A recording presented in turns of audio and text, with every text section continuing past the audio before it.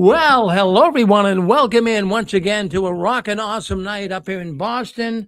My name's Rick Farron. I'm here at the Six Screens Control Panel, and we've been doing this now for 20 years, and we've never missed a Saturday night. We are here because you are here, and what we try to do here is expose one of the most dangerous, destructive organizations on planet Earth, and that, of course, is the Jehovah's Witness organization, Watchtower organization. These men have hurt so many people that have been connected with Jehovah's Witnesses. So many families have been broken apart. Children have suffered from sexual child abuse, severe punishment. There's so many things we could say, but we're going to leave that up to Anne Marie. She's coming on with us. Hello, Anne Marie.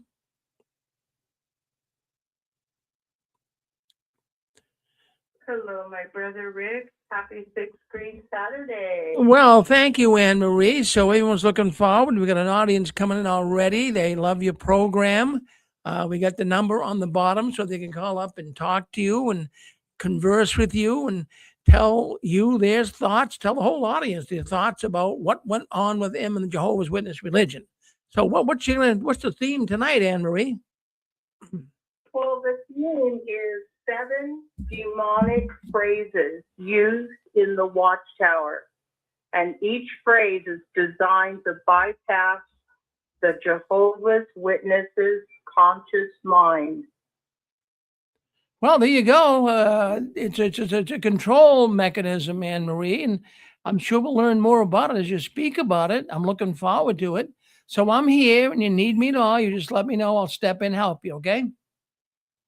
Okay, thank you. Yep. Welcome, everybody, to Six Screen Saturday, January 10th, 2026. This is the show touched by the tentacles of the Watchtower. I always want to welcome our dear Pinfuse. They are the ones that are the most scared, confused. Those are the ones who are physically in Watchtower, still faithful, but mentally they are questioning and they are troubled by their questioning. We want to welcome the Demos, those who are also physically in the Watchtower, but their eyes are open. Their mind is open.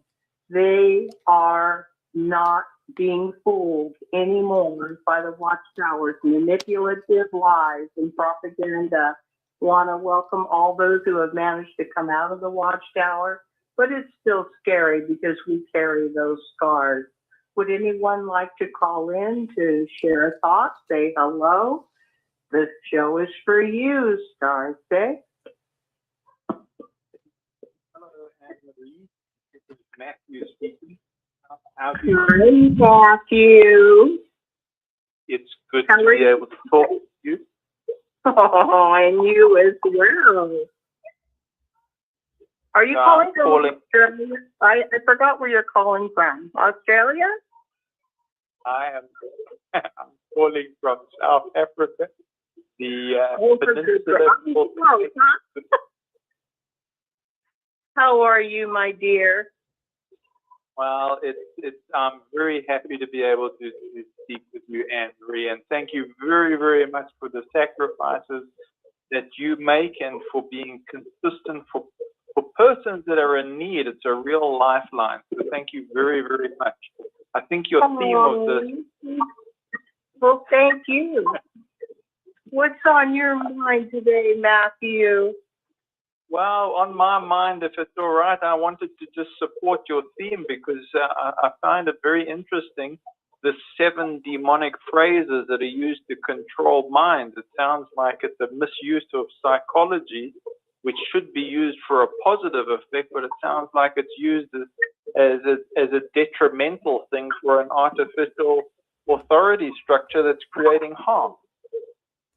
Yes, so well said, and you're so right. Yeah, I thought it was important to bring up, especially since the title of our show is Touched by the Tentacles of the Watchtower. I think it's important to focus on the different ways we were all touched and the methods that Watchtower uses to touch us, to program us, to fool us, to trick us, to manipulate us. And is there anything you'd like to add to that? Thank you, Deanna. Well, thanks for the invitation. So I'll keep it short and sweet, Anne-Marie, because I'm curious about the direction we're going to take things.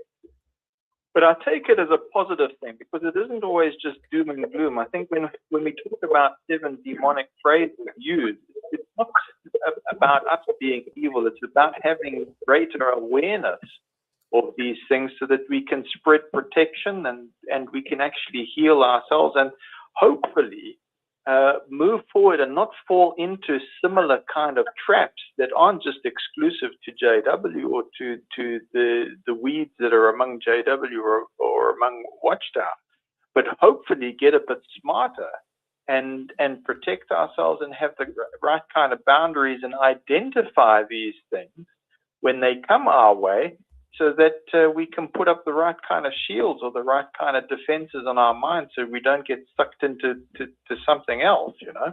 That was just my thought, Anne-Marie.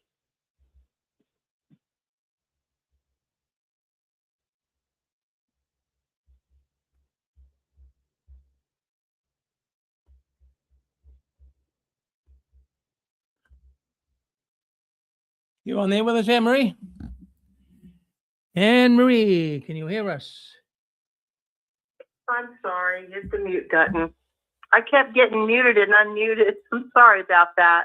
I wanted to thank Matthew for that very relevant thought, and I'm hoping that somebody would like to perhaps comment on what Matthew brought out, or maybe they have a thought of their own. The show is for you, star 6.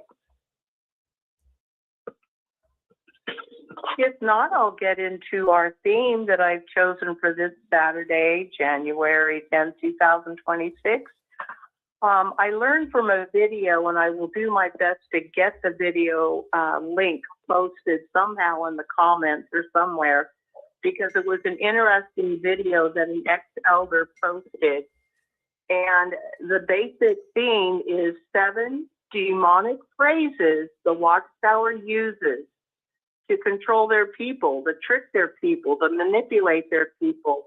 And each phrase is designed to bypass a Jehovah's Witness conscious mind. Each phrase is a demonic tool designed to sever your relationship with God, with your family, and reality itself, and instead to get you to focus on what the governing body says, as if that's more important. These 7 demonic phrases appear to be agreeable and innocuous, but each phrase is really designed to do something specific to your mind, to your spirit, and to your ability to recognize truth. That's scary. Anywhere along the line, anyone who wants to jump in and comment, feel free to hit star 6 and comment. Anybody like to comment so far, or I'll keep going? These 7 demonic phrases are not random. They appear in Watchtower publications, hundreds of times. They're embedded in meeting parts, programming your brain. They're embedded in conventions and in Watchtower's private instructions given to members. So it's through the literature, from the podium, and in private conversations. It's just constantly drummed into the mind of the faithful Jehovah's Witness, these 7 demonic phrases. Each phrase given is cleverly designed to do something specific to your mind. After serving for many years, the elder who posted this video said that he began to notice these phrases, that these were loaded language, the thought-stopping cliches that were being put out there, and that they would be repeated over and over again until the accused person would just break down and accept whatever judgment that they pronounced on the person. So if you try to argue or question or anything, they're going to hammer at you until you just give up. The first demonic phrase, and I was surprised that this really is a demonic phrase. The first demonic phrase that we all know is wait on Jehovah. He'll handle it in his due time. If someone discovers, for example, child abuse, and they report it, they're told, wait on Jehovah. Now, this particular phrase, phrase 1, wait on Jehovah, is designed to sound spiritual. It sounds humble. But what it actually does is to paralyze the Jehovah's Witness, to keep them quiet, and to keep them from thinking of doing anything to bring, quote unquote, reproach upon Jehovah. For example, to go to the authorities, reporting the incident to the police, etc. It stops the Jehovah's Witnesses from protecting their own child and even themselves. You must show that you're trusting God to act. You're not supposed to protect yourself or the abused child, but you must show faithfulness by waiting on Jehovah.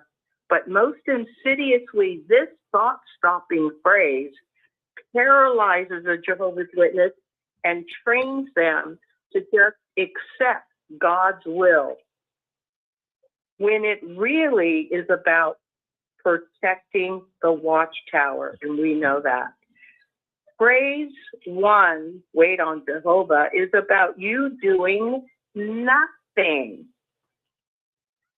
Nothing to protect the watch. It's all about to protect the Watchtower from legal liability and from being held under public scandal. It's just about protecting the Watchtower's reputation, and we know this is true.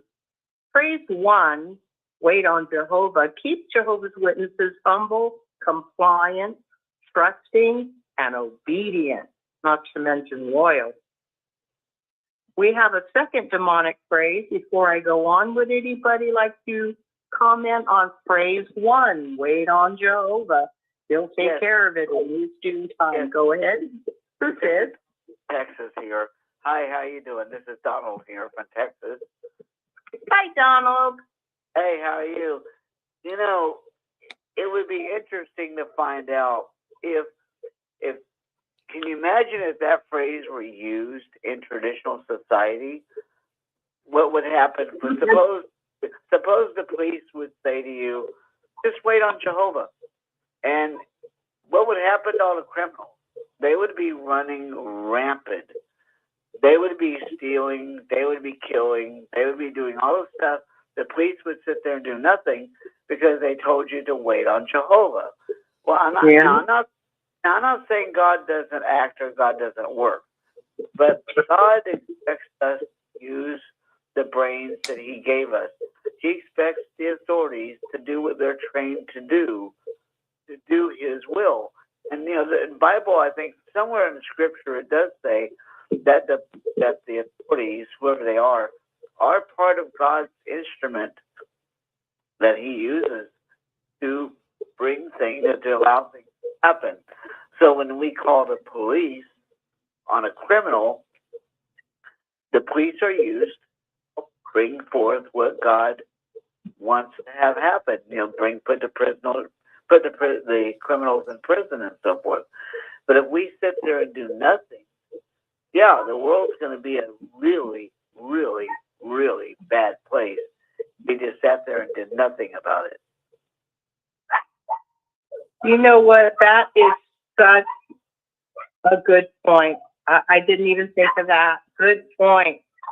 So I'm going to try to write that down. And they ignore that. They're always conveniently ignoring things. Anything you'd like to add to that excellent thought? But also, like you said too, is to protect the organization. Because if nobody does anything, then the organization doesn't have to pay anything. They don't have to put out money. They don't have to do anything. It's all about their money and their assets and their governing body. So by not doing anything, by wait on Jehovah, Basically, it just lets the governing body free and do what they want, and it lets them collect their money. There you go. Protect the reputation. Don't bring any bad light on the organization. They want to protect their money. Yeah, so when they talk about bringing on Jehovah, what they're really saying is, don't bring reproach on the organization, because Exactly. God would much rather have criminals, put in prison the way they're supposed to be, what they're supposed to be. But so bringing reproach on Jehovah is really bringing reproach on the organization, not God itself. Because turning in a criminal does not bring reproach on God. That does not. But turning in a criminal does bring reproach on the organization, because it means that the organization is going to have to pay for stuff. Exactly. Thank you so much, Donald. Would anybody else like to comment before I move to the second phrase? The second demonic phrase. Hello, did you want to speak? Well, I'm sorry if I derailed Matthew again. I don't know. May I make a comment? Of course, Matthew. And Maria, I was thinking, this thing about waiting on Jehovah can also happen when there's a liability. Donald framed it very, very well. And I was just thinking, when there is something that has happened that is perhaps, he was talking about calling police. Let's say, for instance, a potential alleged criminal liability. Okay. When you're now saying, oh, well, wait on Jehovah, it bypasses the mental, what can I say, circuitry. Because it's like saying, well, Jehovah's quite aware of all of the things that are going on. If he is not acting, who are you to be acting on this particular matter? Are you above Jehovah, who knows everything, or who knows all the details? You see? So it's about trying to stop a potential liability. It's actually not this matter of the spiritual protection that persons are led to believe. It usually comes up to freeze moral agency or defer responsibility upwards. And the lousy thing is it creates a learned helplessness. Persons are trying to seek some kind of justice. They are trained to believe that doing something like reporting to police is wrong, even when harm is.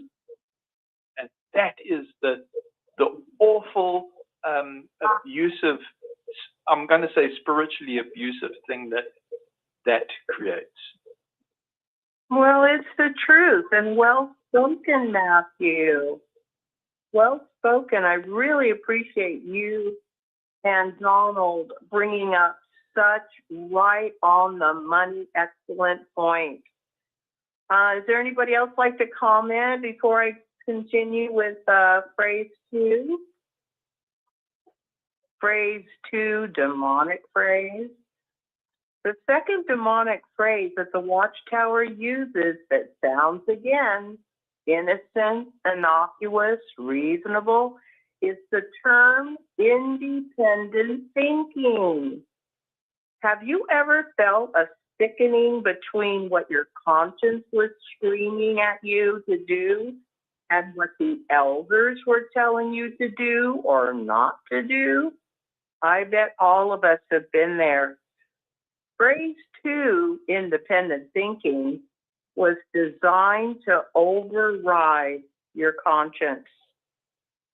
Phrase 2, independent thinking, is portrayed as being dangerous, prideful, and satanic, as Satan, as they always remind us, was the first independent thinker. In other words, they kind of subtly through the side door inculcate in your brain that if you independently, in other words, think for yourself in any way, you're being like Satan.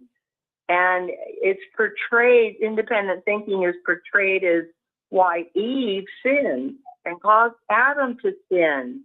They say that independent thinking leads to pride, and independent thinking is portrayed as being dangerous, ultimately dangerous to the Jehovah's Witness. In other words, you're letting Satan use your independent thinking to get you away from Jehovah. They're sneaky. Watchtower also teaches Jehovah's Witnesses that independent thinking is not only prideful and satanic, but that they are well on their way to easily becoming to be an apostate. I mean, they are loaded. The scariest word to a faithful Jehovah's Witness is apostate. The phrase, go ahead. I got a question, Anne-Marie. Is this Matthew? This is Donald from Texas. Oh, Donald, sorry. This is Donald from Texas here. I have a question. If independent thinking is so evil, then why does God himself use it? I mean, because in order for God to be God, he has to be independent from everything else, right? And didn't God design us in his image? Aren't we made in God's image? So to think independently is not satanic at all.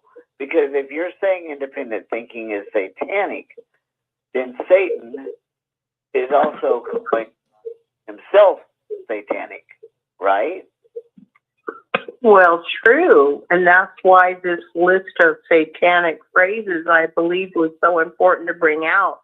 According to independent thinking, I thought of this one time, what is the opposite of independent thinking?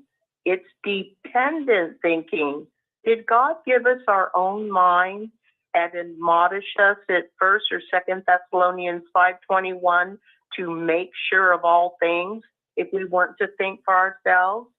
Did Hebrews 5:14 admonish each of us to have our perceptive powers trained through use so that we would be able to establish the difference between right and wrong and truth and falsehood?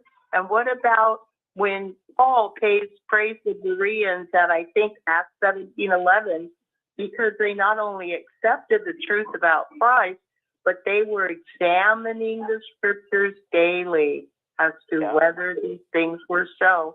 This involves thinking. And if God wanted us to be dependent thinkers, program morons, or program Watchtower drones, why didn't he just make Android robots? That's the thing. I remember one time I can't remember where I said it. I don't know if I wrote it somewhere, but I always believe that Watchtower is ahead of Elon Musk when it comes to AI robots, because Watch makes them all the time. I mean, when you become a Watchtower member, you become an AI robot. You become one of their robots. You think exactly the way Watchtower programs you to think. You don't have room for your own thinking because they tell you what to think, how to think, and when to think. Right. Anne-Marie? Yes, who's this? Hi, this is Stephen. Hi. First off, hello. First off, I want to tell you I'm really loving this theme. This is an amazing theme, and I'm really hoping that maybe some PMEs are listening so that they can really understand what's being done to them. This concept of not listening to yourself, and if you do, you're demonic or you're evil or you're working against, that is just a load. If you really think about it, we all have a voice in our head, whether you want to call it intuition, sometimes they call it mother or something or the other, but it's an intuition, and it's there for a reason. We don't even understand exactly how it works, why it works, but it does. Sometimes I've had this happen. I've walked into a room as an African-American male and just got the voice inside of me say, get the hell out of here. And I just turned around, and a guy walked up to me and goes, "Hey, where are you going?" And I said, "Oh, I left my something in the car. I'll be right back." He goes, "Oh, you coming back?" I said, "Yeah, I'll be right back." And I left, and I got in my car, and I drove off. I listened to that voice. It's there. It protects you. I've never not listened to it, and whenever I have listened to it, nothing but a good outcome came out of it. So to sit there and try to brainwash and tell people not to listen to that voice, when Yeah. that intuition is telling you something is wrong, this isn't right, this doesn't make any sense, this is not good for me, whatever the context of it, it's completely insane.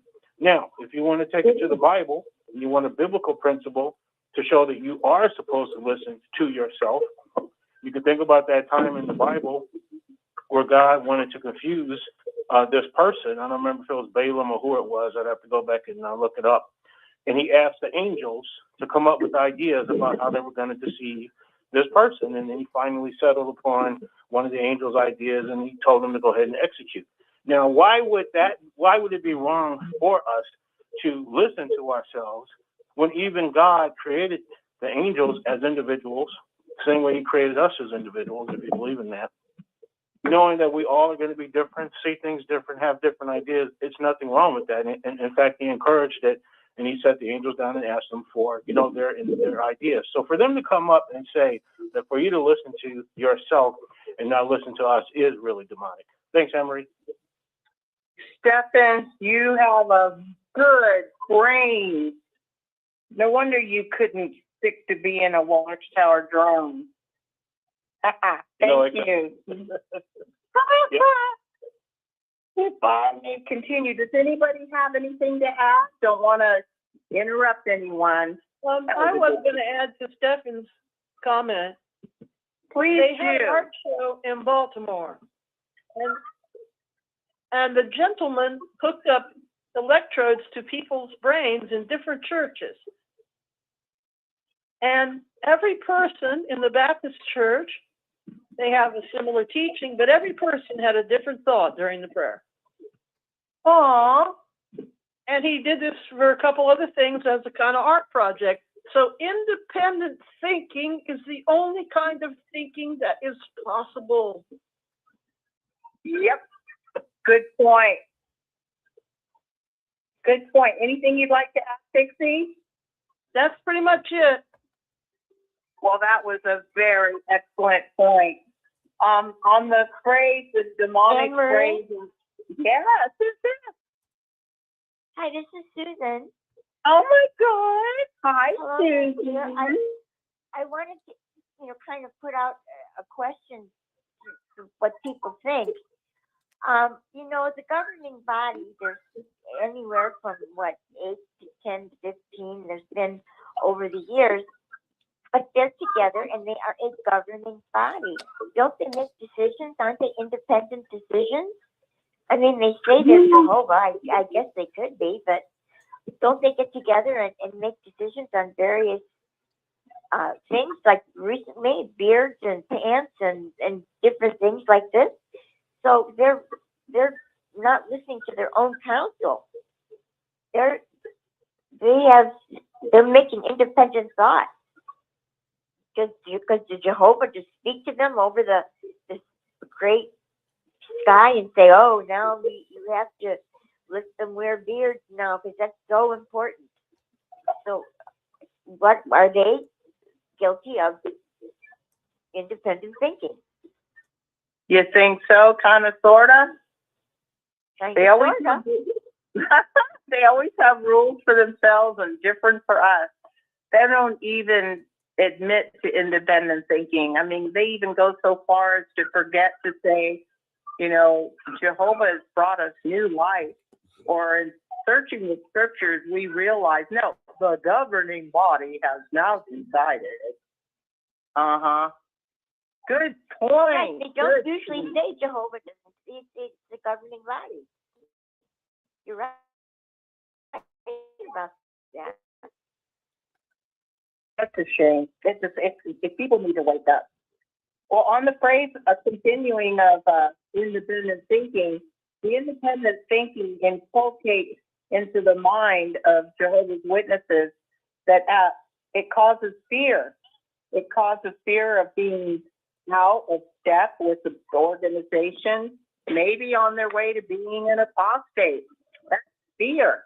So along with being inculcated with these crazy rules, they get scared.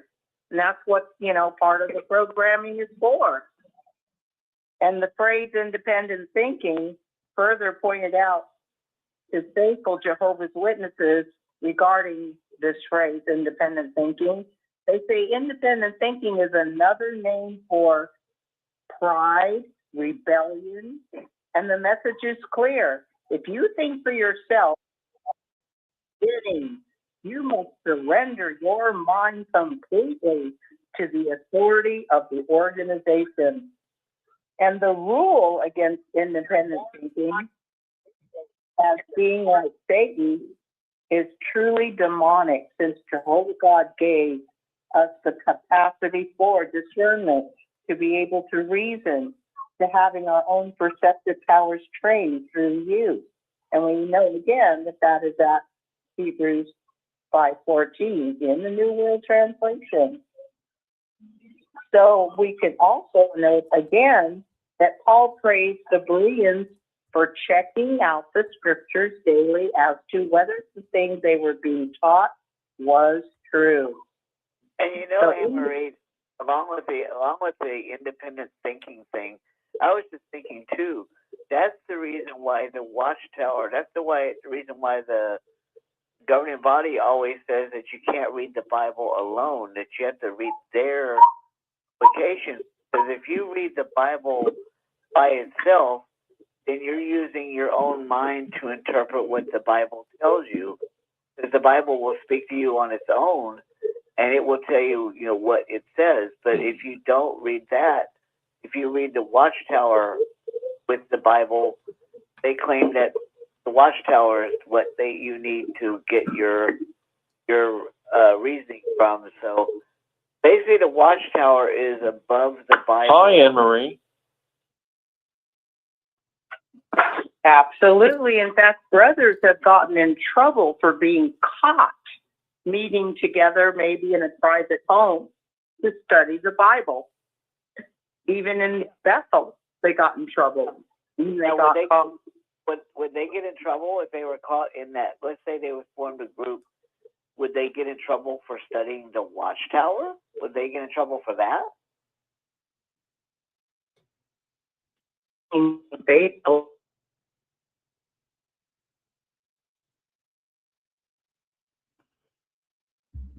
We know it's sick. Any further comments? Okay. So lastly, the teaching of Hi, Anne Marie. Go ahead, who's this? Hi. Hi, how are you? Who's this? Am I talking? I'm not sure. Well, I hope you're talking. Is this King of the Dots? Oh, yeah, righty. The new criminal King of the Dots, by the way. Oh, but, I want to tell you, independent thinking, that line isn't in the Bible. It's self-willed. And I'm still burned up about it. I got deleted and got a deletion appeal committee, and one of the charges was I was self-willed. But, so I've been very much researching what that independent thinking. It seems like I'm hearing gospel music in the background. But what I wanted to say is look at, and I tell people this all, and look at Adam. He was only given one rule, period. God's not a micromanager. Watchtower would convince you that is what God is like. And it goes, you're not going to like God. Who likes a micromanager, Anne Marie? I don't think anybody. But they've literally, by these teachings, have slandered God. And I'm sure he's very angry because he gives us a lot of autonomy in our life. And Watchtower basically is totally against that. Absolutely. And that's my thought, Anne Marie, for tonight. Well, I think Thank you so much, King of the Dot. That was No, very thank you. No, thank you. Aw. Okay, talk at you. Uh-huh. So lastly, on the second phrase, the second satanic phrase of independent thinking, this teaching of the Watchtower of independent thinking served to ultimately create a closed mind where the organization becomes the one and only authority designed to interpret the truth. And you must trustingly believe and obey, and the mind that is so trusting of Watchtower virtually becomes now a prison, because it's a prison. The third satanic phrase is the truth. Jehovah's Witnesses never say that they belong to a religion. They say that they are in the truth. They never say someone converted to the truth, but they came into the truth. This third phrase, the truth, is repeated so often that it becomes how witnesses perceive their entire identity. But by calling the organization the truth is one of the most insidious forms of what they call loaded language, because it preemptively shuts down all questioning. If you question a Watchtower teaching, you're not just questioning an interpretation, you're questioning the truth itself. And if you ever leave the organization, you're leaving the truth. You're leaving Jehovah. The third demonic phrase, the truth, makes it psychologically impossible to evaluate the organization objectively, because to criticize the Watchtower is to oppose the truth. It's the truth itself, which translates to you aligning yourself now with lies. You are aligning yourself with Satan. How convenient. The phrase, the demonic phrase, number 3, the truth, the Watchtower has thus performed a sleight of hand, a sleight of manipulation that Watchtower members are now equating their organization with being the truth, which means, and equates themselves, the governing body, with Jesus himself. So Jesus never said that any organization was the truth. No, but Jesus proclaimed himself to be the truth at John 14:6, New World Translation, which teaching further serves to equate their organization with Jesus. So to question or to leave the Watchtower organization becomes now synonymous with leaving Jesus and rejecting Jehovah and choosing death or Armageddon. So psychologically being programmed, they have created again a mental prison. Anyone like to comment so far on satanic phrase number 3, the truth? Well, I'll go on now. Emery, I'll come in. This is Rick. What it is, the truth. This is not something the Watchtower organization has a patent on. Every cult, Scientology, Mormonism, every cult calls themselves the truth. It's a satanic word. I mean, not truth is satanic in itself, but the cults use it, and Satan uses it because he knows it works. I mean, everybody wants the truth. So consequently, the Watchtower is always going to be suggesting that they have the truth. They're the only ones that have the truth. Jesus came here in 1919, and he picked out the Jehovah's Witnesses because they have the truth. So it's a game. It's a game that Satan uses. Thank you very much, Anne Marie. Program's good. Thank you. Thank you so much, my brother Rick. Now, Marie, Marie, this is Donald from Texas here. I have a question. I wonder what would happen.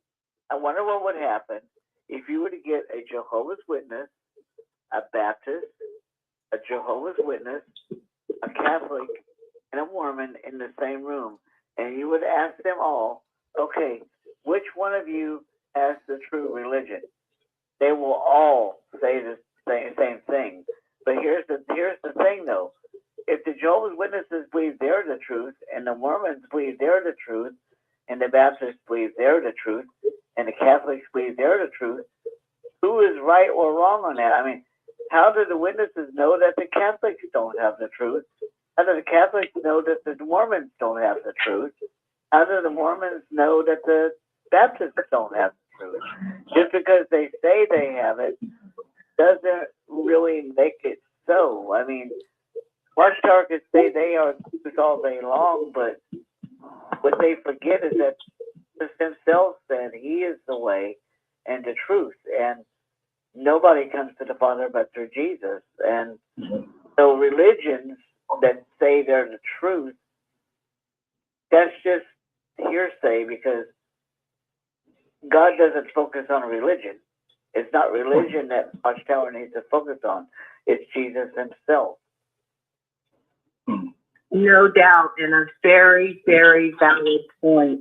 Thank you so much, Donald. Can I take Anyone a else? crack at it?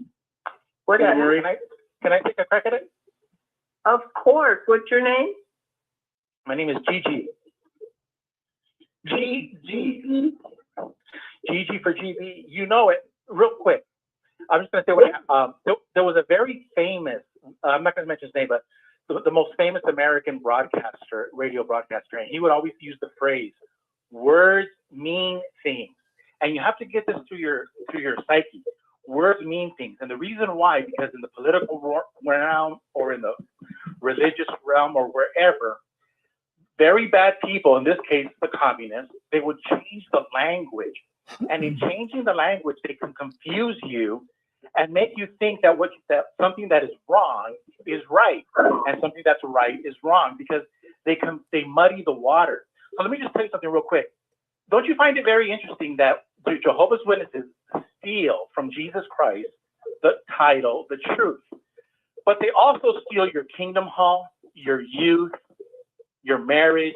They steal everything. They are a religion of theft. And so they can't help themselves. The fact that they stole from Jesus, what makes you think they're not going to steal from you? So do you understand why it's so important that we stop and say, whoa, Anne-Marie, whoa. We have a language. It's called the English language. You are misusing that word, that terminology. And we don't do that a lot. And because we don't do that, the very bad people, whether they're communists, religion, they understand the power of changing the language to their benefit and dumbing down the people. Does that make any sense? So very true. Thank you so much for that, Gigi. Would there be anything you'd like to add? No. Just make sure everybody's listening. Take notes. I hope you guys got it down on a piece of paper. You know, like remember in the public talk, everybody's taking notes. No, just kidding. Okay. See you guys later. Bye. Uh-oh. Hey, Anne-Marie. Yes, you did. This is Stephan again. This is such a very good one, because when you come into this cult, when you join the cult, and you start calling it the truth, I've learned the truth, I'm in the truth, your brain and your thinking has been co-opted, right? You never take a step back and ask yourself, how do I know that this is the truth? Have I really compared this? And so when I woke up from this organization and I asked myself, how the heck did I ever join this craziness? Well, of course, it was spoon-fed to me from the age of 3. So if your parents, and in my case, my mother, says, this is the truth, why would you ever question that? I mean, that's just kind of counterintuitive. We all trust our parents, you know, intuitively and instinctively. and so we don't Right. ask. Correct. Now, of course, that's a different situation for those who come in, but the point is, truth can be tested. The only way it actually can be truth is that you can test it. So if you take scientific principles, you take flight, we don't have to sit back and wonder, is this airplane really going to be able to take off in the air and travel across it? This scientific principle has been proven. It has been tested. Aviation flight is true. And so that's how we need to view this organization. And how can the Watchtower be the one true religion when just about every single major teaching they've ever had, they've now done a 180 on? And so if you're talking to a witness, just take them to their own website, jw.org, go to that section on beliefs clarified, and choose your any belief you want. My favorite is the blood doctrine. And you'll see how decade after decade, they flip-flop on what the current teaching is. And then you just ask a simple question, how in the world can this be truth when it is constantly changing? And that's about the only thing we can do to hopefully try to get some of these people, to wake up, because in their mind, it's the truth, and they don't bother questioning it. Thanks, Emery. Well, thank you for that further thought, because it is so true. The satanic phrase number 4 is, we must obey Jehovah's organization. Watchtower taught us from childhood that the Watchtower was Jehovah's organization, which means that if we disrespect or oppose or seriously question in any way Watchtower's teachings or directives, then we are thus disrespecting Jehovah, and we are in opposition to Jehovah. This satanic phrase number 4, we must obey Jehovah's organization, removes any distinction between the governing body's decisions and God's will. Whatever the organization teaches at any given time is by definition what Jehovah wants. This satanic phrase number 3, we must obey Jehovah's organization, is constantly repeated in nearly every article Watchtower produces and every convention from the podium and from their talks and from the podium at the Kingdom Hall, at every meeting, and even in private conversations. The Watchtower basically becomes God. One moment. What is it?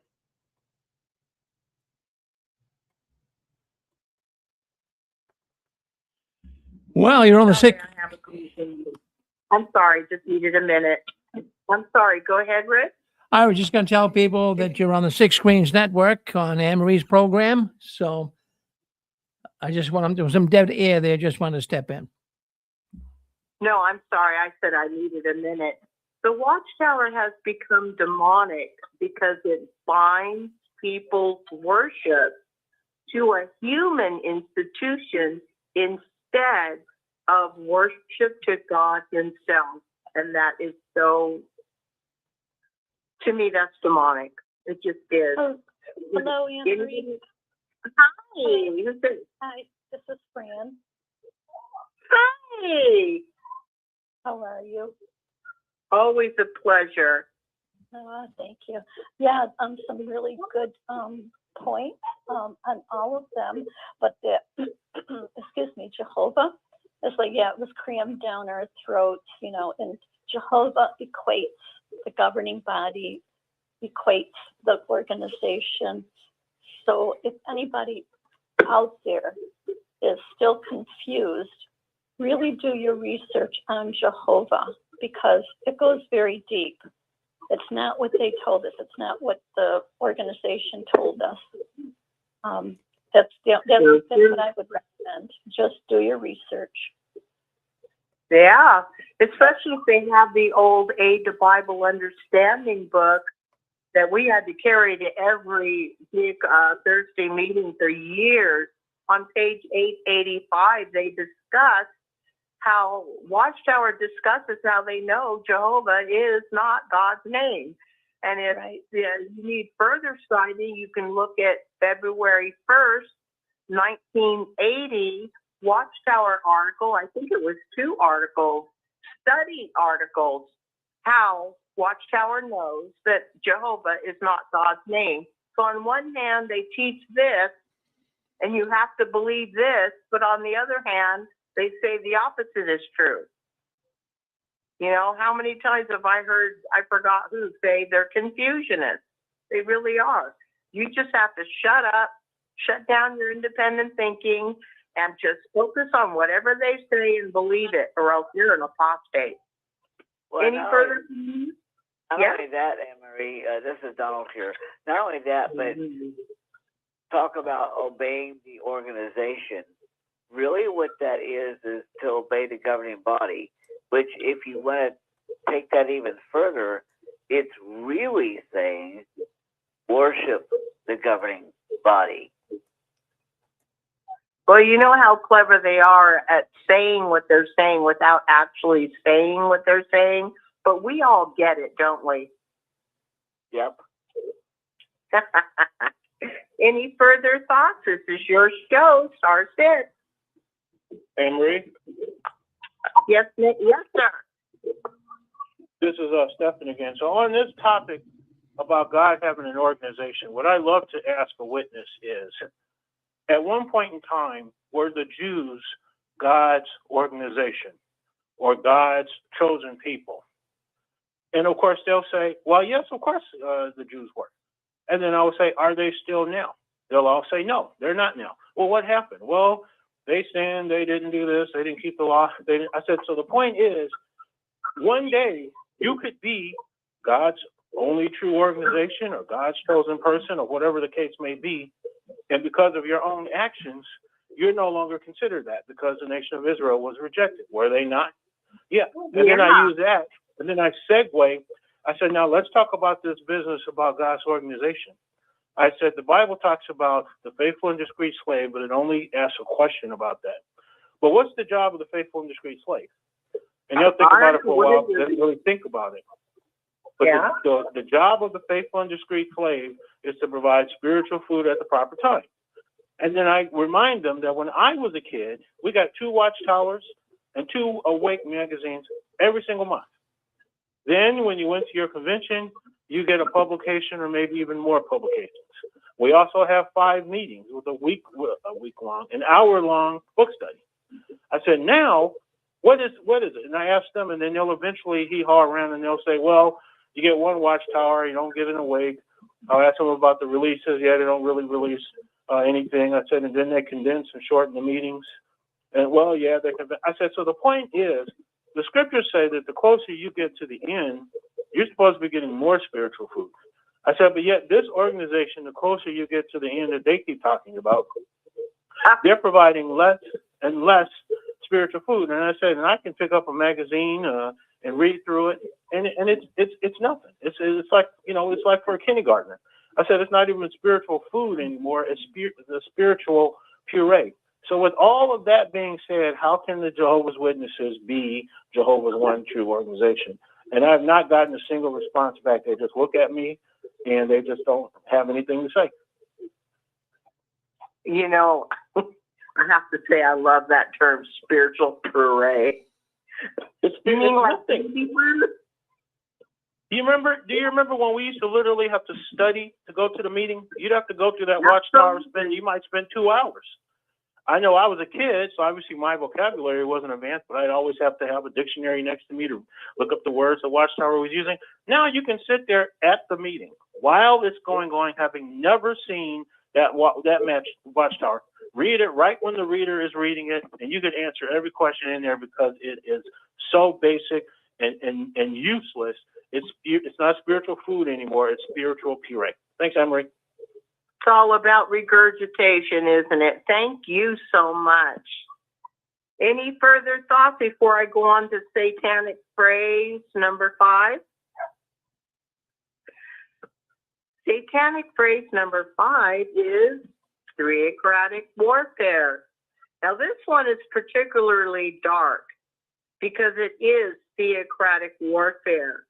This doctrine taught Jehovah's Witnesses that lying is permissible, actually showing faithfulness to God when dealing with anyone deemed to be God's enemies, specifically police, lawyers, courts, right? They're all God's enemies. Anyone who is not a Jehovah's Witness who could cause trouble for the Watchtower organization or cause their reputation to be sullied, I call it exposed. So that's pretty nasty. Anybody have a comment about that? Theocratic warfare. Anne Marie, this is Donald again. No. This takes me right back to when Jesus was being tempted in the wilderness. When Satan came to tempt Jesus, him and Jesus were going back and forth at it, right? They were, both of them were quoting scripture. So let's look at Jesus to this point. Jesus didn't lie to Satan, even though Satan is Jesus' enemy. Jesus told him the full truth. He didn't come around the bush. He said it like it really was. He said, it is written. It is this. It is that. He didn't say, well, maybe it's this or maybe it's that. No, Jesus didn't lie to us. So Jesus didn't lie to us. What gives Watchtower the right to lie to people? And I'll tell you why they do it. They lie, and there again, it goes right back to the thing you said in the beginning about protecting the organization. The lying is not because they don't deserve it. The lying is to protect the governing body, to protect their assets, to protect their money. That's what it's really about. That's lawyers lie in court. That's why they do that. Is they lie to protect their image. Well said, and in a nutshell. Anyone else like to comment on theocratic warfare, satanic phrase number 5? Matthew here. Hi, Matthew. What's that? Anne Marie, I was just thinking about this one. It is, you said it's particularly insidious. You're framing it as the spiritual strategy that they present. But really what it is when it's invoked, truth is no longer a moral constant because honesty becomes conditional. So victims, police, courts, professionals, they can be reframed as enemies, especially when there's a liability. And so what that allows is it's allowing a withholding of critical information. It misleads authorities, and it's strategic.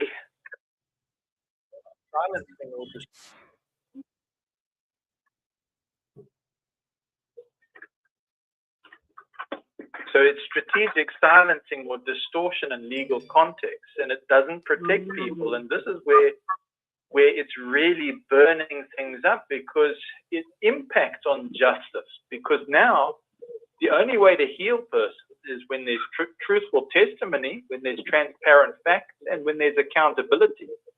But when there is a deception that's framed as faithful to God or to an institution, well, your investigation's compromised, your victims are re-traumatized, courts are obstructed, and the terrible harm is prolonged. And that's not neutral behavior. It's actively undermining the rule of law, and the mental health cost is huge. Right. Yeah, because now you're living with sanctioned dishonesty that's producing chronic cognitive dissonance.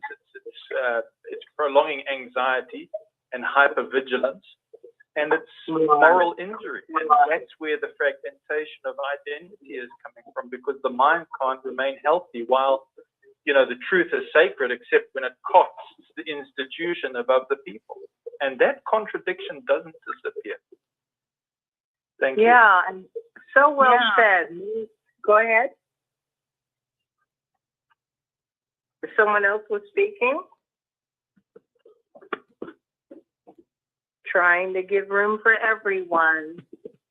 Excellent. Yes, who's this? Yeah, this Stephanie again. This business that you just mentioned, this is the most evil, in my opinion, because it co-opts people, and it allows it makes people go and lie and do things that A, they know is wrong, and B, they wouldn't ordinarily do. And to be a part of an organization, and you're older, for example, and because the first one of the first videos I ever heard when I woke up was a gentleman who was an elder. He got a letter when this brother transferred in that this person had molested children at the Kingdom Hall, and he is to be watched. And he was waking up, and he eventually left. And come to find out, that brother molested children in that new Kingdom Hall. The young lady, when she became of age, she sued. And so this elder was dragged into the lawsuit, and he actually wasn't even a witness anymore. And they being Watchtower, they sent their legal team in, and then they met on Sunday to go over their story, in quotes, of what they were going to say when they got to court. And they wanted that brother to lie and say that the previous congregation did not send a letter warning the congregation that this individual was a pedophile and had molested children. And then, of course, he told them, okay, I'll tell you what you want me to say. And when they called him up after he swore on a stack of Bibles to tell the truth, he did just that. The Watchtower legal representatives grabbed all their stuff, jumped up, walked out of the courtroom. They were so angry, and the brother was disfellowshipped within about 2 weeks. So this really shows the demonic aspect of this organization. The Bible tells you constantly to tell the truth.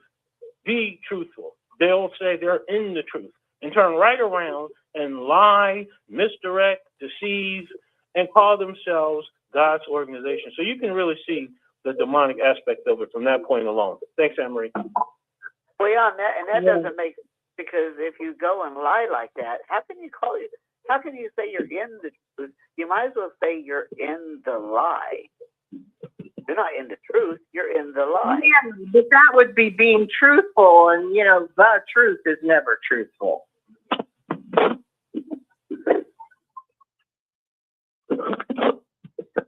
Right? That's an oxymoron there. We're in the truth, but we're going to lie to protect our money and all that stuff. Well, that's another thing Watchtower is good at, oxymorons.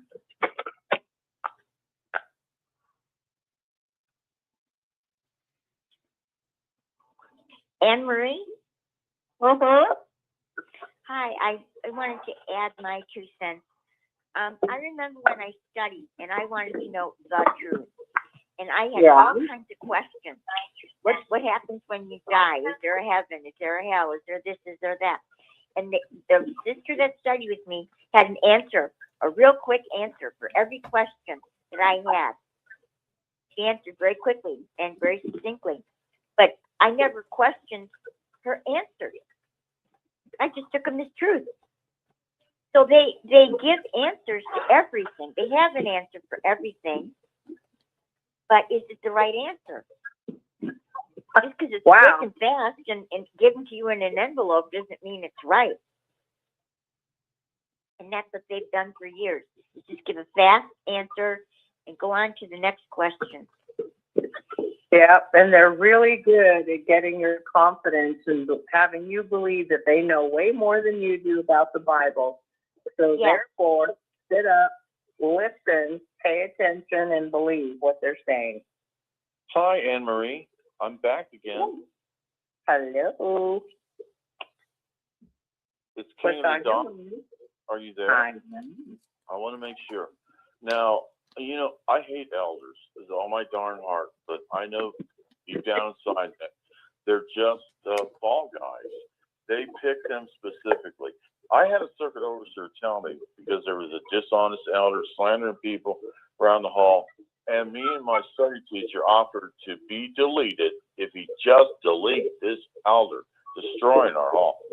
And he said, well, elders are hard to come by.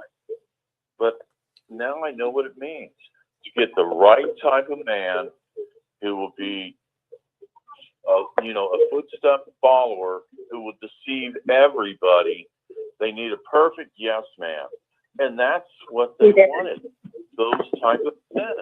And that's how Watchtower is succeeding. They pick out and make sure they only have the right type of man who will literally show no sign of not being a true believer and just fool everybody. It's just terrible, but it's a master cult stroke, I will tell you that. They make no stone unturned as far as I couldn't get appointed a ministerial servant until I complained to a circuit overseer. And I knew I was never going to be an elder. I didn't want to because of the stuff they were doing. But it was like, all I want to say is I was not that sort of man to shut my brain down, okay? Period. Well, you sound like an apostate to me, an independent thinker. You better watch it, King of the Dogs. Well, you're an independent thinker too, Anne Marie. Yeah. You are. You're worse than me. What are you talking about?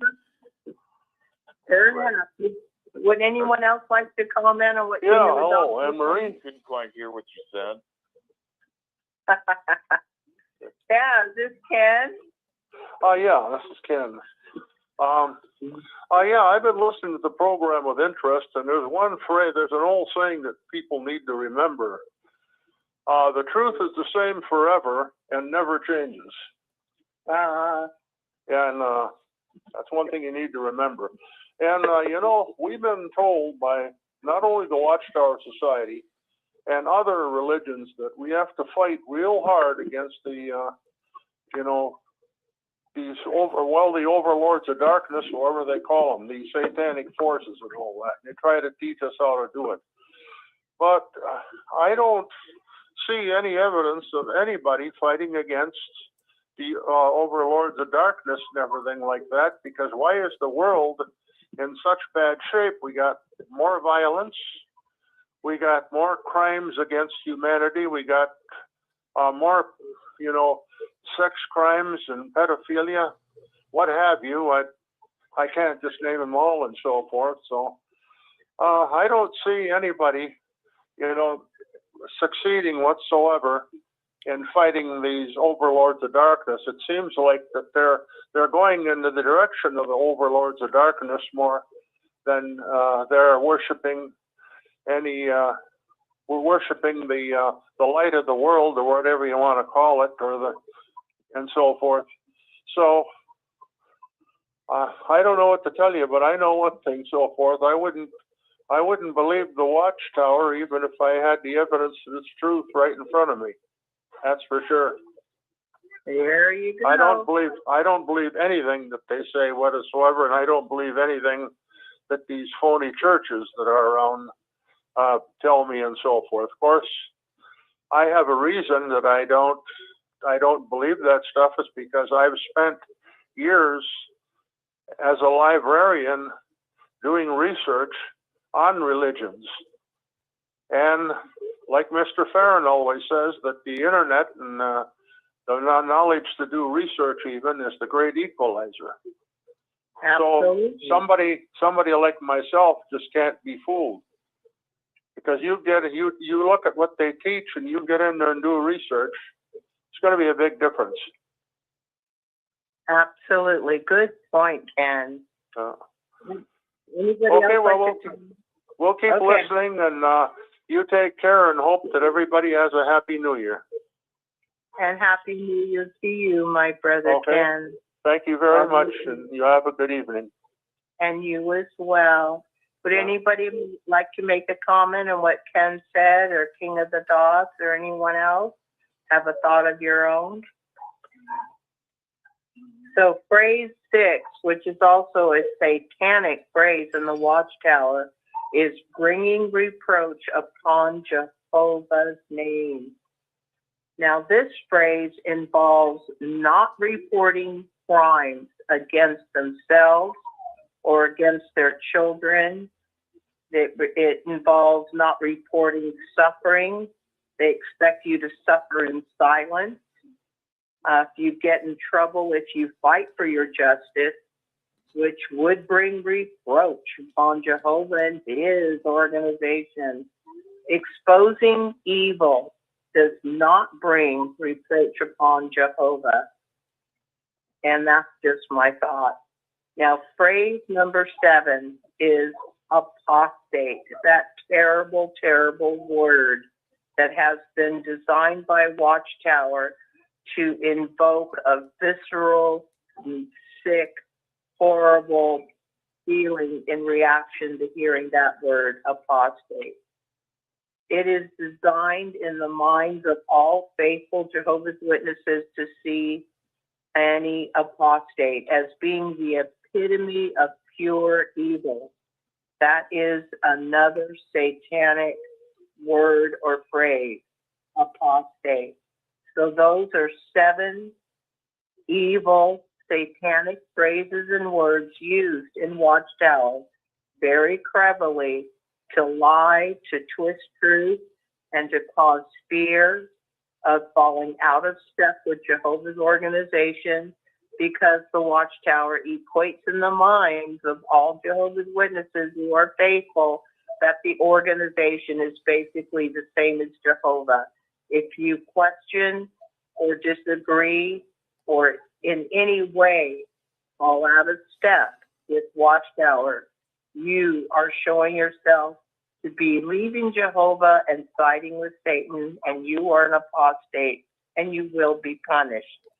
The show today was taken from a video that I found on YouTube where an elder had realized through his time on serving that there were many manipulations and phrases and cliches that were used to program to believing, innocent, and trusting Jehovah's Witnesses.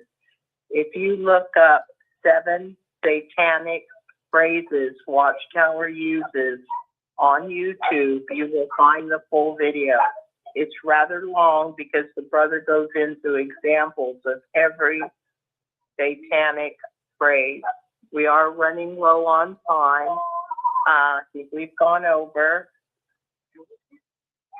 Is there anyone that would like to make further comments since we are low on time? Hey, Anne Marie. This is. Oh, sorry. Go ahead. Go ahead, brother. Hey, it's RJ. Hi, RJ. How are you? I'm doing good. I had to research. I had to do a Google search of the 7 demonic phrases, and there was something else popped up. It was dealing with like narcissistic personalities, but they checked the box of all 7 of those as well. All right. I mean, every single one they could apply to it. There are a lot of narcissists and egomaniacs in the Watchtower, and it's just not a good organization. Was there another brother who was trying to speak? Yeah, I just wanted to say about this topic of apostate. Fun fact, Watchtower, meaning Jehovah's Witnesses, themselves are an apostate organization. This is not the organization that Charles Taz Russell not founded but took over. That's the Bible student. And so we can remind people, they don't even know their Watchtower history. If you get into a conversation and they want to talk about apostates, let them know that Watchtower or the Jehovah's Witnesses are an apostate organization from what Charles Taz Russell actually founded. Thanks. Absolutely. What was your name? Make sure I have it right. This was Stephen again. It was. I just want to be sure. You know me. Another good point. You know, people don't realize in the Watchtower that even the Apostle Paul, all the apostles, and Jesus himself were technically apostates. According to the dictionary that I looked up, an apostate is someone who is no longer a member of or loyal to a group, an organization, a club, or a religion. It is not a evil word. It is simply a description. That's right. It's very factual. I've been a heretic for years, and I'm in very good company historically. Are you wicked heretic? You? I love being a heretic. The best people are over here. There you go. I also Henry, find that they're legally bamboozling us because Black's Law Dictionary describes a corporation as a person. Yeah. So, you know, they can say Jehovah all they want. They've put a personality to their corporation. They The have. creator of the universe is, if, you know, Big J would not have a problem with any emotion that a human had, because we would be ant-sized compared to him. But I also maintain that on the Kabbalistic tree of life, there's a space above the Tetragrammaton, and that's where Creator is. But that's just my personal view. Well, you have excellent personal views, Pixie. Would anybody else like to talk? I thought there was somebody waiting. This Yeah. is Donald. This is Donald. I just want to thank tonight's program. I really love being a part of Six Screens each week. I love coming on to these shows and speaking to you guys. And I want everybody to know that I have a bunch of stuff that I've written on Jehovah's that's free. It's free of charge, and I'll send it to you guys if any of you want it. And all you have to do is send an email to D as in dog, B as in boy, RWN at AOL.com, and you'll be receiving what I call the Tower Finally Falls. It's a collection of information that I've written on the Jehovah's Witnesses, and there's a lot of stuff there, and I would love for all you guys to have it because you know we're all part of Six Screens, and I want to be a part of this continually. So, like I said, Anne-Marie, I enjoy your show. I enjoy Rick. I enjoy everybody on here. This is really great. Oh, we enjoy you as well. Now, RJ, would you like to just repeat your website, your email? It's Donald again. It's D as in dog, B as in boy, R as in Romeo, W as in wind, N as in Nancy, at AOL.com. And they can get once you get my email, I will send you guys a copy of The Tower Finally Falls. Just put in the subject line that I'm interested in The Tower Finally Falls, and I'll send it to y'all right away. It sounds wonderful.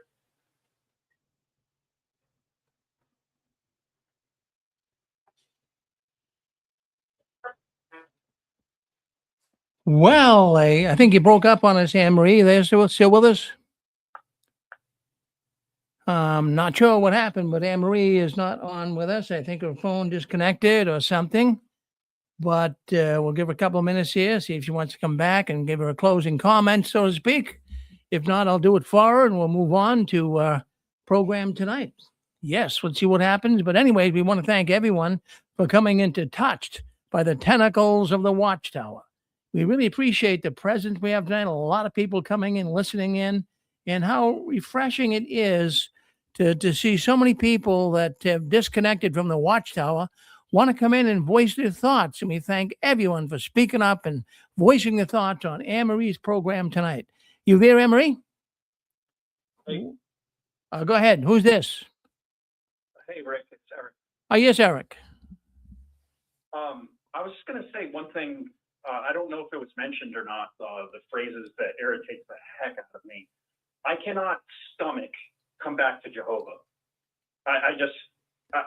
The witnesses use it so much and I can't stand it. It's just like the audacity to think that like our faith with God is connected in a religion, or a religion, a false religion masquerading, or a cult masquerading as a religion. But I wasn't sure if that one was mentioned, but that to me is really, really annoying. Can you guys hear me? Yeah, we can hear you, Anne-Marie. Yeah, we can hear you now. Sorry. I'm so sorry. My phone cut off. How much time do we have? Are we totally too much overtime? No, why don't you want to take it? There's a lot of people still coming in here tonight, Anne-Marie. A lot of people coming in as it gets colder, more and more people come in. Would you want to go another, say, 10 minutes, 5, 10 minutes? I would love to. All right, go My phone ahead. doesn't shut off. All right, take Thank another 10 minutes, and it's good because a lot of people still want to speak up. Go ahead. Then we're going to go to JW, and there was about 10 minutes. Yep. Who wants to speak up? Hit *6 and speak away. Hi, Emery. Hi, who's this? It's Eric. How are you doing? This is who? Eric. Eric, my long lost brother. How are you? I'm good. How are you doing? I'm doing well. What's on your mind, my brother? I was telling Rick before you came back that one thing, I don't know if you mentioned it or not, but one thing that irritates me, Jehovah's Witness things, is come back to Jehovah. That one irritates me the most. The audacity of thinking that just because we left some faith that we lost God altogether. I can't stand that one for some reason. Well, it's one that I wouldn't like either. But it's also been used on us, from our family members and stuff like that to get us into our whatever lifestyle, worldly lifestyle, if you will. But I guess that's why that one really irritates me, because it's the same thing. It's supposed to feel, but it isn't. It's one of those things that really frustrates me. And it has to be up there with apostate too, because like we were talking about before, apostate simply means to lose one's faith. Or, like Rick says all the time, you can be an apostate of Wendy's or McDonald's. Like it could be a corporation that they rewrite definitions, and I think that's one of the most frustrating things about Watchtower. Anyway, that's my frustration. Yeah. We're just supposed to suck it up, obey, and be loyal, no matter what. Listen, obey, then get stressed. Yeah, that's a good one. Anybody else like to comment on what Eric brought up? Emery. Hello. I would like to comment on the point that Eric just mentioned about come back to Jehovah. When I hear that from a witness, I ask them, because remember, they think that they are the most educated people on the planet. They're the only ones who have an understanding of the Bible. And so I asked them, how long have Jehovah's Witnesses been around? The majority of them don't know. So I'll say, well, let's just pick a number. We'll say 100 years. I said, how is it that people worship God before the invention of the Jehovah's Witnesses? I said, Christianity has basically been around 2,000 years. So for 2,000 years minus 100 years, how did people worship God all this time? And the reason why I asked that question is because when they say come back to Jehovah, they actually just mean come back to the Jehovah's Witnesses is really what they mean. But the Jehovah's Witnesses have only been around 100 years. So how did people worship God from the time of Jesus all the way up until Charles Saz Russell, who I guess is the second Messiah, right? How did they worship God? And I never get an answer that makes any sense, even to the person that's given it. They kind of look and they kind of hee-haw around. They're not really sure, never even really, thought about it. But I use that as a way to show how silly that expression, come back to Jehovah, is. If Jehovah's only been around 100 years, how did they serve God all this time? Thanks, Emery. That is an amazing point. Good point. What were you saying, brother? I'm sorry, I was just agreeing with Stephen that's a really good point. No doubt. It's funny when they say, yeah, go ahead. What's your name? I'm sorry, I was just asking, did you mention new light at all? Was that one of your demonic expressions, new light? No. I just kept it real nuts and bolts simple. Okay. Now, again, I got my theme from a video that an ex-elder posted. And the name of the video, I hope you all look it up. If you punch in the search bar on YouTube, 7 demonic phrase. used by the Watchtower, use, it'll come up. It's rather long and lengthy because he gives a lot of examples pertaining to each of the 7 demonic phrases, how they affect the witnesses. And I found it a fascinating video. So I just did the nuts and bolts of it.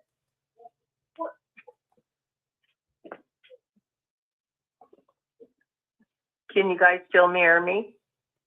Yes, Anne Marie, we can. Oh, is this Nicole? It is, Nicole.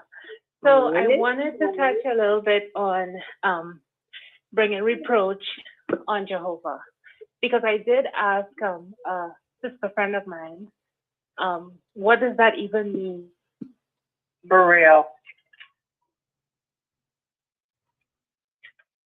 Well, what was your answer?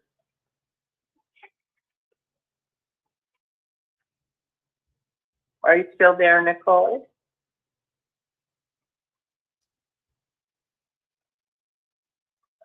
Are you still there, Nicole?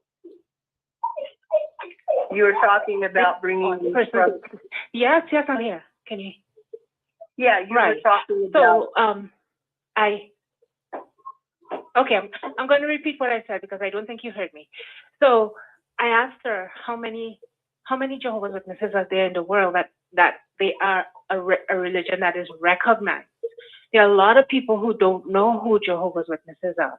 And then I said, so if a person were to read about David, how bad David was, had sex with another man's wife, killed that other man, and the countless of other things that David did. Every time a person read that in scripture, is that bringing reproach on God's name, helping God relive the crime that David did, or Judas Iscariot who betrayed Christ? Every time anyone read that account in the Bible, is that bringing reproach on Jehovah's name? How does Jehovah live that down?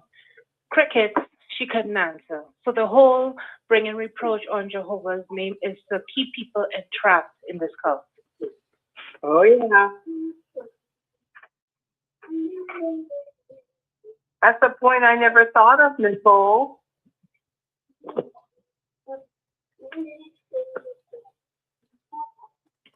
Okay, are there any final thoughts on our subject, 7 satanic phrases used in the Watchtower?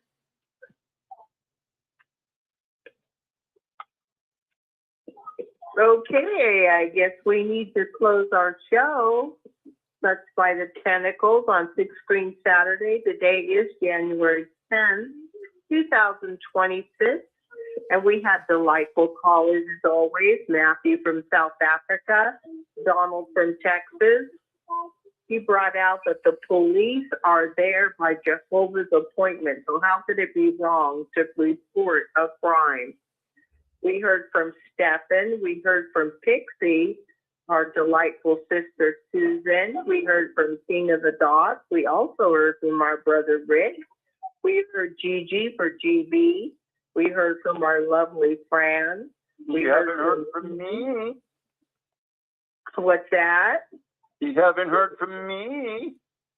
Well, let me finish. I also heard from RJ, Eric, and Nicole. And what is your name, my brother? It's Dean, my dear sister. I met you at the convention. Okay, is that Dean as in Dean of Boys? D-E-A-N, the Hawaiian brother. Okay, M-E-A-N? Huh? How do you spell your name? D-E-A-N, like Dean Martin. That's what I just asked you, and then you threw Hawaiian in there. You threw me off. It's all your fault. What's on your mind, my brother? I just wanted to call in and just say hello, and it was so wonderful meeting you at the convention in Boston. Well, I'm so happy to have met you as well. And I just love your show, Anne-Marie. Well, I love my show too because I get to hear all my brothers and sisters. Yeah, you're a rock star, Anne-Marie. Oh, the way you just put things with your perspective, I'm just telling you, it's fabulous because it really speaks to my soul. Oh, I don't Yeah, touch no- many people. Yeah, no bullshit, Anne Marie. Yeah, I don't do bullshit. I don't do stupid either. Yeah, but my only prayer now is in our lifetime, we see this dang tower go the hell down. Oh my God, my prayer too. Absolutely. Yeah. You just reminded me of something. What did I? believe this is 60. What's that? It just reminded me that the Watchtower Bible and Tract Society taught us that we didn't have a soul. They told us we were a living soul, but they taught us we did not have a soul. That makes all kinds of sense, huh? That didn't make much sense to me from childhood on. Oh, that's fine. And then there was another time, around the time that many left at Bethel because they'd read the Bible in their own rooms and wanted to have a sip. I guess that was about 1981, maybe, or around there, that they were stating things like, we're a human creation, but we're not a human being.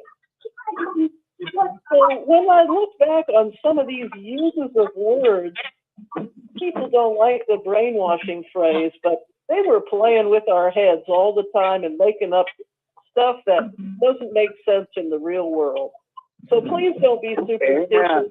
And please Amen. use your grammar. If any of you had a good education in elementary school, you know to ask and take the sentence apart and ask, who does the sentence refer to, whom, and take the sentence apart whenever you see it in a paragraph or in a caption. And they have bamboozled us with neuro-linguistic programming. So be enlightened people and be good humans and think. Thank you. Amen. Hi, Anne God Marie. bless America. Hi, Anne Marie. This is Nadine. Hi, Nadine. Hi, how are you? I'm good, and how are you? Good. And I wanted to say hi to Dean. Remember when we were in Boston, Dean bought us dinner. Remember? Oh, I did. I Yeah. just follow the spirit. When the spirit tells me to be courteous, I follow. Mm-hmm. Yeah. Well, Remember it was when we had a big conversation with Dean outside during, I guess it was lunchtime. Do you remember that? With the Yeah, bottle of wine?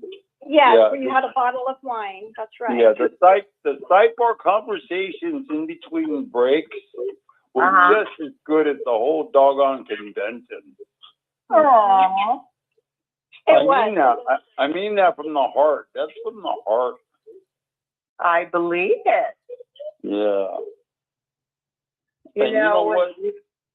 Anne what's Marie, that? you and I, we were destined to be there because you and I, the amount of hurdles we had to literally jump through at a sprint to the airport. Yeah. That was the freaking cherry on the cake. Yeah, but it was a cherry on the cake of poor Rich milkshake. Well, you know what? I had 3 dogs with me. Okay. Oh, I remember And that. I remember that. They were outside. and they were not about to even let me board the plane, let me tell you. Oh, you had that happen too? Yeah, they tried to even stop me. Where was it? In Chicago. So I was having spirit-led combos with whoever wanted to speak with me.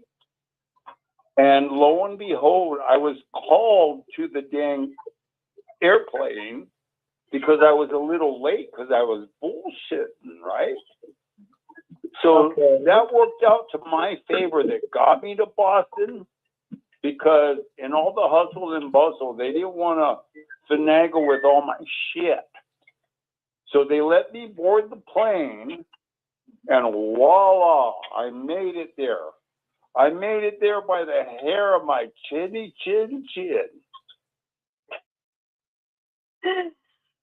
Oh. So yeah.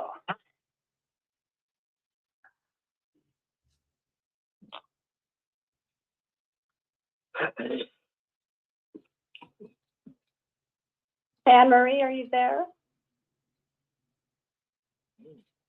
Hello? Hello, Nadine. This is Rick. Yeah, I know Anne-Marie's phone, I think, cut off. Good to hear from you, Nadine. So you doing all right? Yeah, I'm doing good. Well, it's good to hear from Dean. It's good to hear from Dean. Boy, that brought back memories of last August. We all had a good time up here, Nadine. I know. We sure did. We sure did, Brother Rick.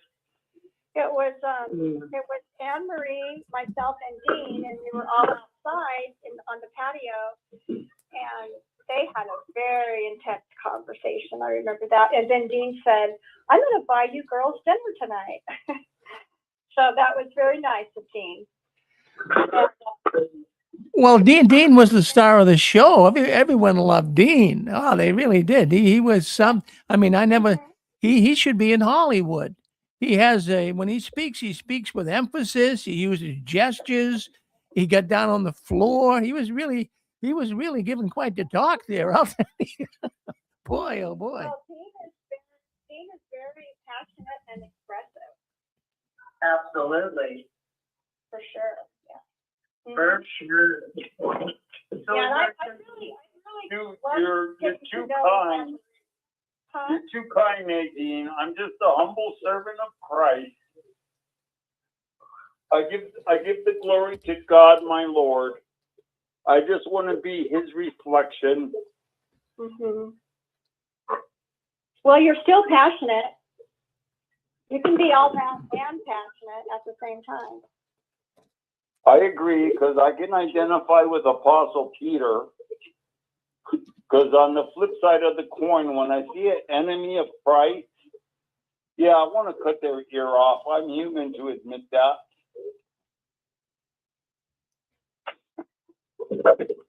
Okay, Rick, are we? Yeah. I'd say we could wrap it up, Anne Marie. That'd be good.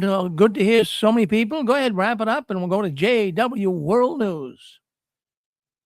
Okay, I want to thank everybody that I already thanked, and also Jean and Nadine for calling in.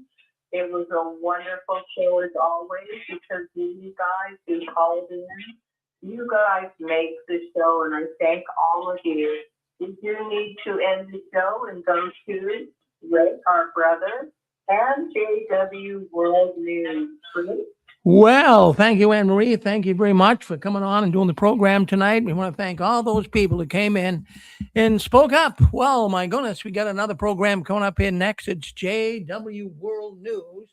Now, that's the news the Watchtower doesn't want us talking about, but we talk about it every Saturday night right here, and every other Sunday as well, right here on the 6 Screens Telenetwork. So stay with us. Don't go anywhere. I want to talk about a leaked letter. Once again, a letter to the Bethelites. And boy, I'll tell you, they're starting to change their position on dress code. Well, we're going to learn about that and a few other things that I think you'll find very, very fascinating. So stay with us. Stay on this YouTube channel. Stay on this Facebook channel. And we'll be right with you in just a few minutes with JW World News. Let's end it here. And we'll go